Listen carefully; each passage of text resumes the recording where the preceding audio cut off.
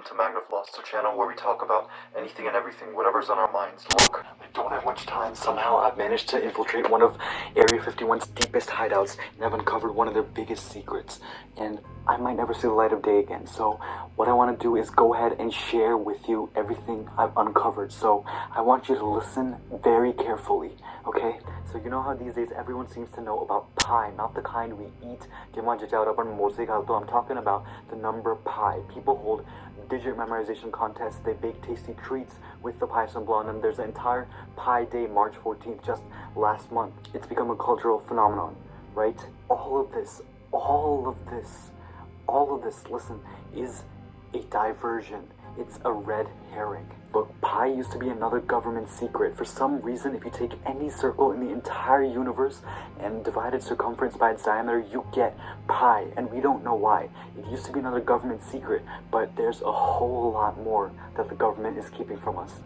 My flashlight. Hopefully it doesn't die, so I have to get out of here. Now, what if I told you there is another number just like pi, just as mysterious, just as strange as the speed of light or the constant of gravity?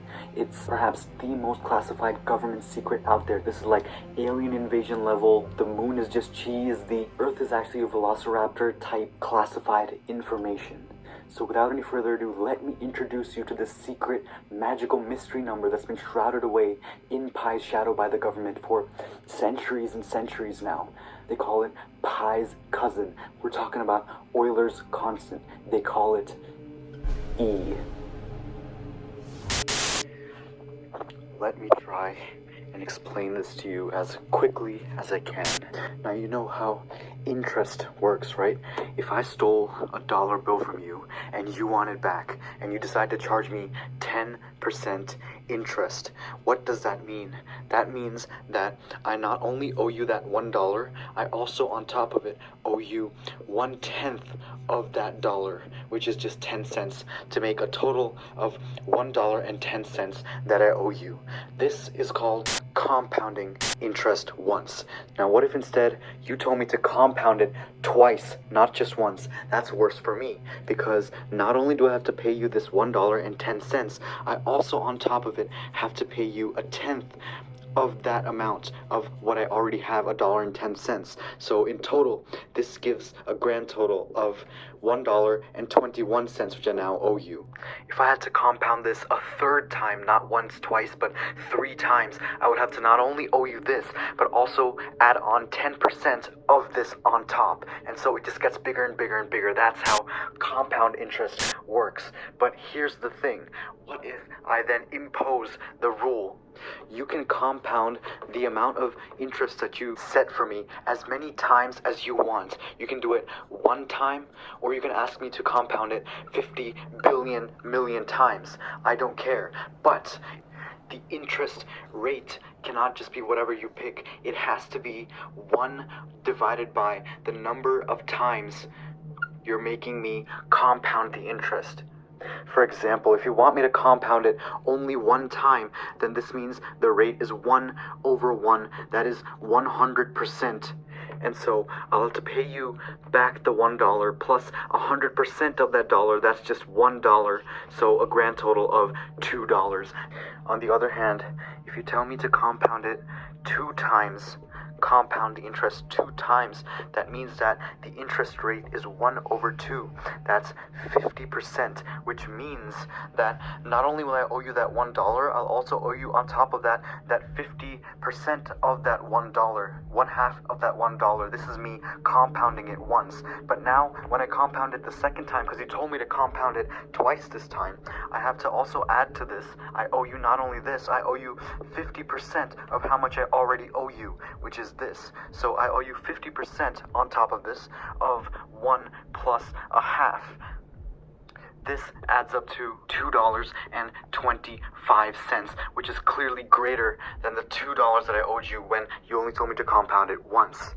That is awesome, but I really hope that you do see something here. Notice that in these 2 terms, these two terms that are being added together, there's a common factor, namely 1 plus a half. So we can actually factor that out. Now, I know what you're saying. I know where are you going with this, but trust me, this is really, really worth it. So I'm going to factor out this factor from these two things that are being added together. So on this side, we just have 1 left inside the parentheses. On this side, we have another half left inside the parentheses, but these are just the same thing. So that's just the same thing as writing 1 plus 1/2 squared.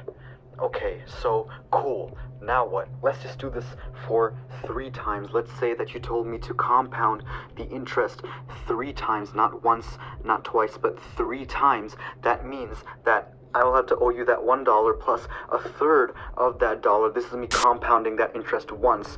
A third of that dollar is just a third. So 1 plus a third, plus I have to owe you a third of what I already owe you. This is me compounding it the second time. What I already owe you is 1 plus a third. So this is a third of 1 plus a third.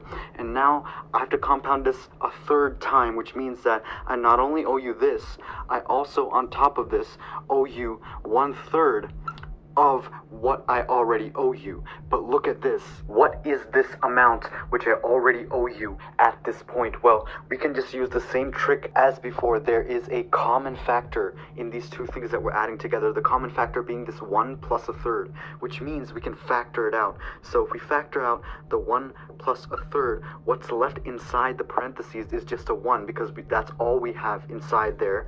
And on the other side, we have a third left. But hey, this is just 1 plus a third squared. So really, how much I owe you right now at this point in time after compounding this interest twice is this amount, which is 1 plus a third squared. But that's not how much I owe you. I have to compound this a third time. So not only do I owe you this, I also owe you on top of this 1/3 of this amount, which we calculated, which we simplified to be this. So I'm going to write that here.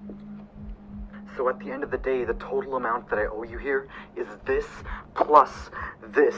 I just rewrote that here, but look, again here we see a sum which is comprised of two things which have a same factor, the same factor in this case being 1 plus a third squared. So what we can do, again, factor this out. So we factored out 1 plus a third squared, and inside we're left with just 1 from there, and from this side we're just left with a third.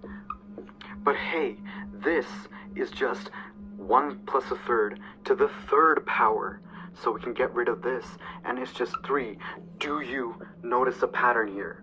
Shrish, when you told me to compound this interest twice, the expression that we were left with was 1 plus a half to the second power. When you told me to compound it 3 times, the expression we're left with is 1 plus a third to the third power. And when we only compounded it a single time, just 1 time, the expression we were left with was 2, but that's a 1 plus 1, which is just 1 plus 1 to the first power. This is a pattern. If you tell me to compound the interest n times, then the amount that I would have to owe you at the very end would be 1 plus 1 over n, all to the nth power. If we try to plot this function as a function of n, what we find is as n increases, as the number of times I have to compound the interest increases, the total amount that I owe you skyrockets like this all the way to infinity. Except, listen to me, it doesn't. Instead, what ends up happening is the total amounts I owe you does increase, and it keeps increasing, but it reaches a limit. It plateaus. And what does it plateau to? It plateaus to some strange number, 2.718, blah blah blah blah. It keeps on going forever. This is such a strange number. It never reaches that number, but it gets ever so close as we take n towards infinity. This number at which the total amount which I'll have to owe you as you increase this number of times that I'm compounding the interest, given my rule of applying the 1 over n interest rate, is called E in the government confidential files. Now this is incredible. Apparently their files also indicate that this number E appears all over the place. especially in places where the amount by which something is growing is directly proportional to the amount of stuff there already is, like in a virus pandemic. See, it's all connected. It's all connected. The more people there are currently infected, the more infected people there will be on the next batch. And the number E appears on the government's pandemic simulation models, so it seems like this E forms a bedrock for explaining exponential growth. They're almost here. Now I need you to listen to me very carefully on your device. After watching this video, you will receive a link. Now, do not click on that link until you're fully sure that you've digested all the material in this video. Once you have, then click on the link and quickly dispose of your device before it burns up, fully corrupting this video. I hope this secret stays safe with you, because I don't know if I will be able to get out of this mess soon. So, oh, this is not good. Trish, hopefully I'll see you next week.